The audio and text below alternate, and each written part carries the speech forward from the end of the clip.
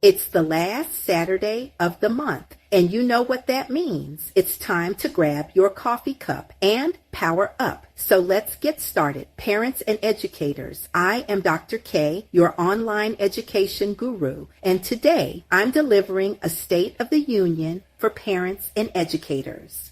You won't hear this from politicians, and you won't hear this on your evening news stations. I need everyone to listen carefully. We are experiencing a major paradigm shift in American education. Many of us do not even see this quiet revolution taking form. This revolution is pulling in billions of taxpayer dollars and creating unprecedented opportunities for families who know where to look and what to look for. Like all systems, this system can be confusing. It can also cause frustration, and it can also appear inequitable. This is why we need to spend time uncovering some hidden truths. I am talking about information that you cannot find because you do not know where to look. Let's just keep it real. We all know that the word no doesn't always mean no. Let's take a minute and think about that. What does it really mean when a school or government official says a funding pool is dry, or that you missed a crucial voucher or scholarship deadline? More often than not, the word no is simply an incomplete answer. Educational systems are designed to operate with multiple layers. They might be looking at just one program with a single budget and not the entire ecosystem of state, federal, and privately funded scholarships. There are gatekeepers out there, but always remember this: they do not hold all of the keys. As I focus on the hidden truths, I will empower you with the ability to see past the roadblocks. Grab a pen because we are going to talk about deconstructing the voucher. And believe me, it's more than just a check. Let's start with the absolute basics because the terminology itself can often cause confusion. So let's look at what a voucher actually is. You may not know this. However, for decades, the word voucher meant one simple thing: a government-funded coupon parents used to pay private school tuition. That straightforward definition is dangerously outdated. The modern voucher has evolved into something more powerful and flexible than most parents and educators realize. When you think of it as just a tuition check, you limit your options. It's crucial that you understand this evolution because it opens up a universe of educational possibilities that extend far beyond a traditional private school, giving you unprecedented control. Today, voucher is often a catch-all for several program types. The most revolutionary one is the Education Savings Account, known as ESA. Here's an example. Florida is spending over $3.2 billion on voucher programs. The average scholarship is about $8,000 per student. A recent state audit found millions were sent out before the state knew how many students were enrolled.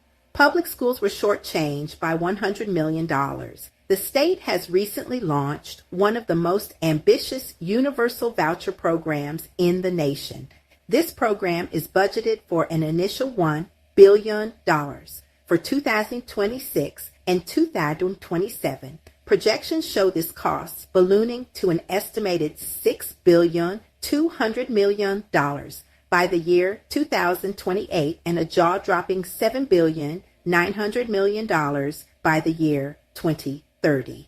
Now brace yourself for this. We now have brand new federal initiatives with the passage of the One Big Beautiful Bill Act in 2025, designed to inject billions of private dollars into the school choice ecosystem across the entire country. And yes, this is happening right now. Let's examine the great funding shift. Where did public school money go? This massive infusion of cash into choice programs does not happen in a vacuum. It represents one of the largest and fastest shifts of public resources in modern history. For the most part, it is being diverted from the funds that were once exclusively designated for traditional public school districts. The core principle of most choice programs is that the money follows the child. Historically, public school districts were funded based on the total number of students enrolled within their boundaries.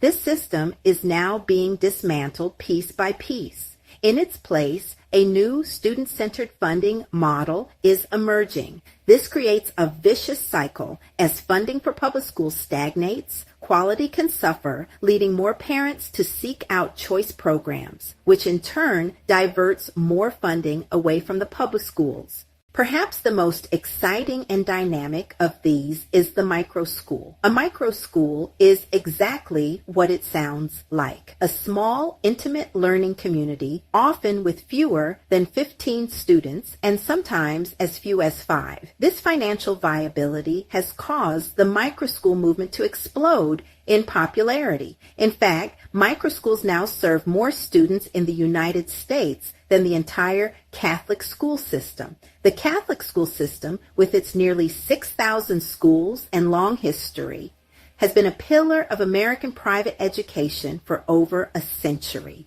Charter schools, publicly funded but privately managed, have experienced explosive growth over the past 2 decades.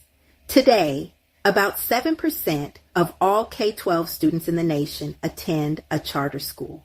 This has put immense competitive pressure on the traditional private school sector. We have journeyed through the new world of educational funding. This rapid and massive shift of money has created significant challenges. The systems built to track and manage these funds are struggling to keep up, leading to serious accountability gaps. As we saw in Florida, the state sent out hundreds of millions of dollars before it even knew how many students would use the vouchers, and it lost track of the funding for about 30,000 students. This is a critical issue that you need to be aware of. This is why the tactics we discussed earlier, creating a paper trail, requesting written denials, and escalating appeals, are so essential. You cannot be a passive participant in a system this complicated. You must be an active, informed, and persistent advocate for your child. You are not just the beneficiary of this movement. You are a vital part of its success and its future. This is your call to action. The power to direct your child's education funding is now in your hands, but it requires you to act. I urge you to act now. Check your state's Department of Education website for program deadlines. Assemble the necessary documents, birth certificates, proof of residence, income statements. Contact the scholarship granting organizations in your state and get on their notification lists. This is Dr. K with your State of the Union for education that impacts our children. You now have the playbook. Go and fight for the education your child deserves. Don't forget to like, comment, and subscribe to my channel. And remember to tune in for new power tips every Saturday.